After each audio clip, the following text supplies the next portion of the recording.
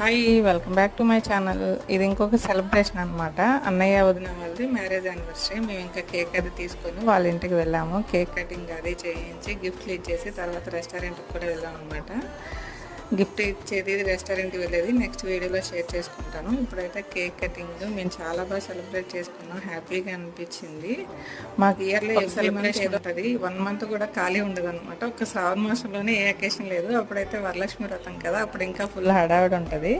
ప్రతి మంత్ ఎవరో ఒకరు బర్త్డేనో యానివర్సరీనో ఇలా వస్తూనే ఉంటుంది అనమాట. మాది కొంచెం పెద్ద ఫ్యామిలీ కాబట్టి ఇలా 11 మంత్స్ ఏదో ఒక అకేషన్ అయితే ఉంటుంది. మేము అన్నిటికీ మ్యాక్సిమం అటెండ్ అవ్వడానికే ట్రై చేస్తాము. అదొక హ్యాపీనెస్ కదా, ఇలా సర్ప్రైజ్ గిఫ్ట్లు ఇచ్చుకోవటం, అందరూ కలవటం బాగా హ్యాపీగా అనిపిస్తుంది. ఇంకా అన్నయ్య వాళ్ళ ఇంటికి కూడా వెళ్ళి కేక్ కటింగ్ అయిపోయిన తర్వాత రెస్టారెంట్కి కూడా వెళ్ళాము.